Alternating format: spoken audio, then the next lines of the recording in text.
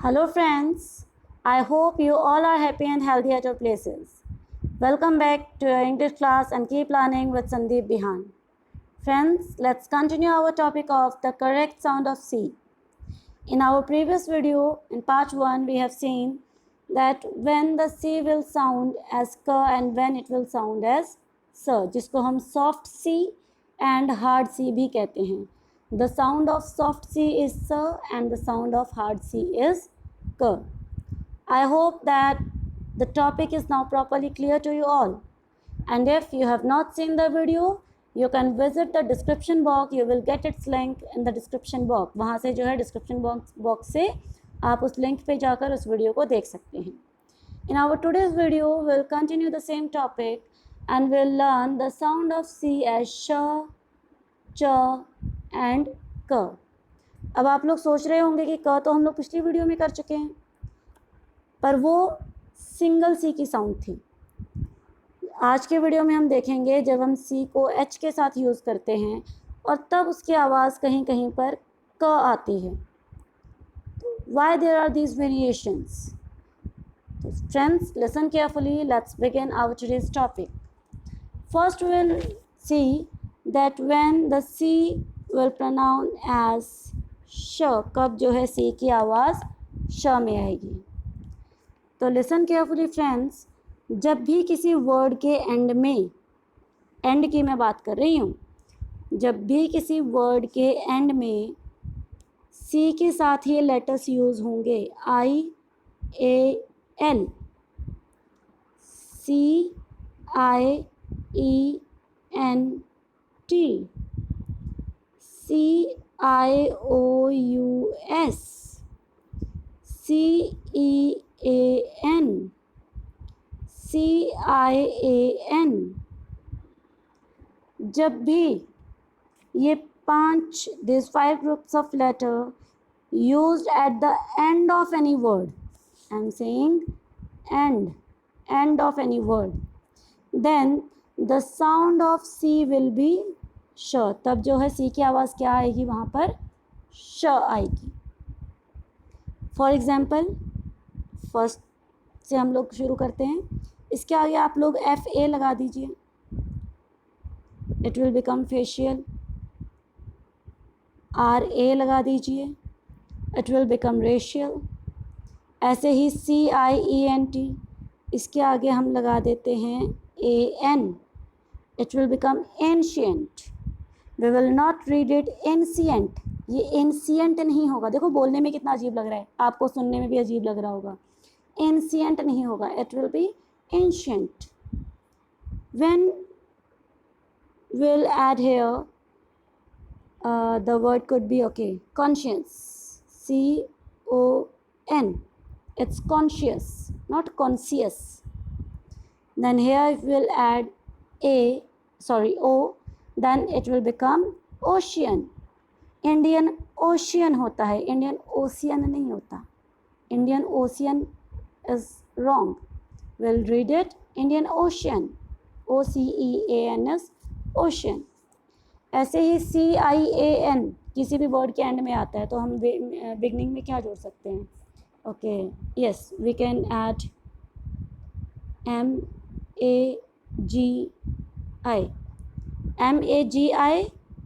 MAGICIAN. क्या बना? Magician. It's not magician, it's magician. और यहाँ पर हो सकता है हमारा, देखेंगे, म्यूजिशियन. ठीक है. तो ये कुछ ग्रुप्स हैं लेटर्स के that we have to keep in our mind. तो जब भी ये किसी भी वर्ड के एंड में इस तरीके से यूज़ होंगे, तो उस वर्ड में सी की प्रोनाउंसिएशन या सी की साउंड क्या होगी? श होगी. ओके. अब कुछ आपने कहीं ना कहीं पे सुना भी होगा, कुछ लोग कहते हैं कि अगर सी के बाद IA आ जाता है, सी के बाद अगर IA आता है, तो वहाँ पर सी की साउंड श हो जाती है.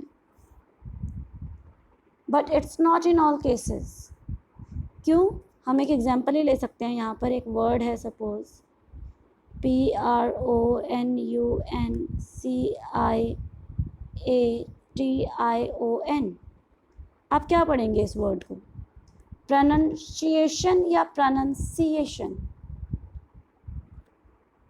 Here the sound of C will be स, not श. यहाँ पर C के बाद आई ए तो आ गया, ठीक है, कुछ अपना लॉजिक लगा लेते हैं कि C के बाद आई ए आ गया तो वहाँ पर C की साउंड श हो गई।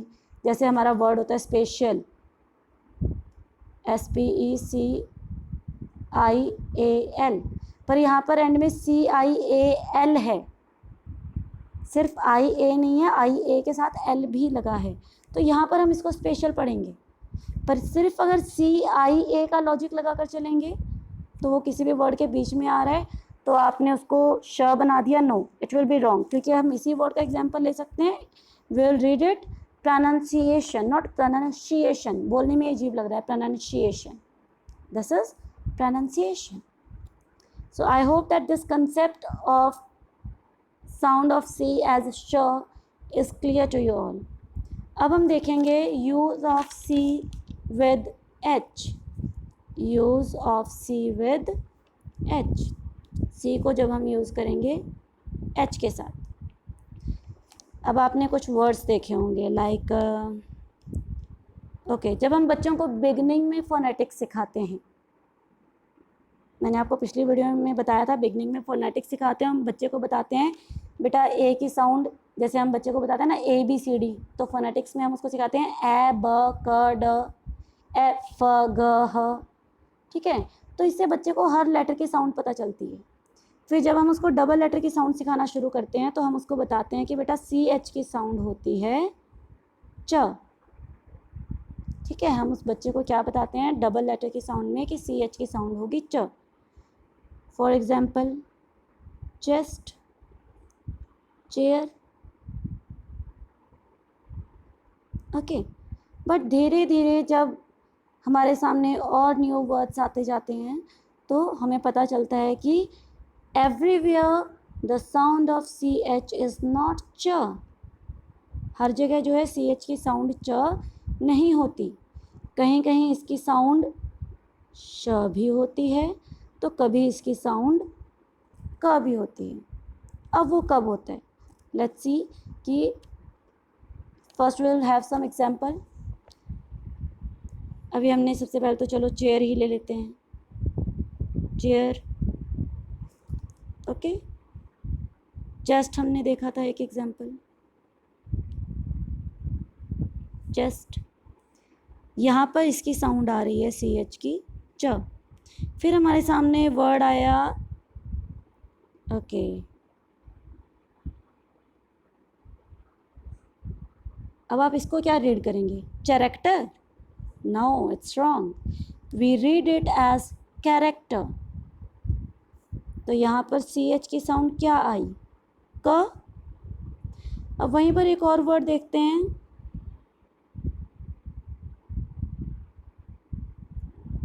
नाउ व्हाट इज दिस, क्या पढ़ोगे यहाँ, च पढ़ोगे या क पढ़ोगे?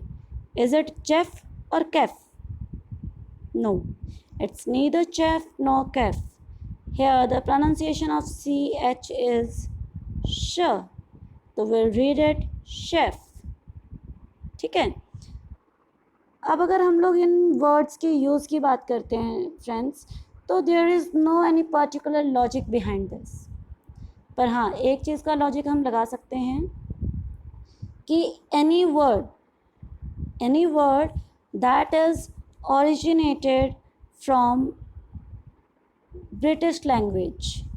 I am repeating, any word that is originated from British language, तो वहाँ पर CH की साउंड क्या होगी, च. वहाँ पर CH की साउंड क्या होगी, च. एग्जाम्पल हमने देखा chair, chest.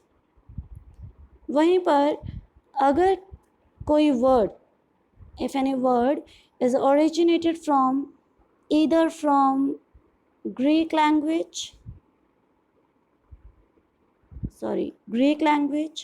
or German language,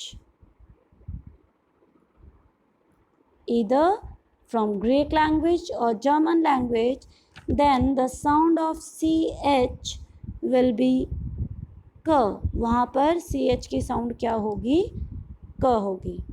and if any word which is having ch is used in that word, and that word is originated from French language.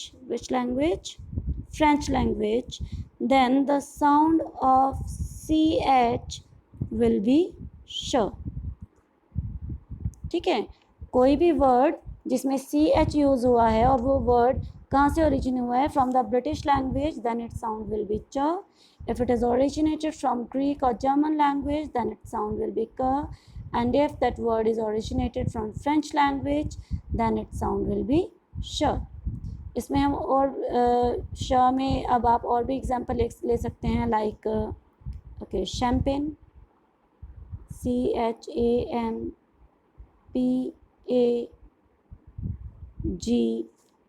CHAMPAGNE. Now this is neither champagne nor campaign, it's champagne. ठीक है, तो सिर्फ ये एक logic है. It this logic may not apply in all the words, but ज़्यादातर words में जो है ये लॉजिक यूज़ करता है कि if it is originated from these languages, तो इनके pronunciation जो है इस तरीके से वेरी करेगी. तो friends, I hope that this concept is now clear to you all कि सी की साउंड कब स, क, श या च होगी. But still if you have any doubt, please comment in the comment box, and for the previous video you can visit the description box. Till then, keep smiling and keep learning, and if you like the video, please subscribe and don't forget to press the bell icon. Have a good day.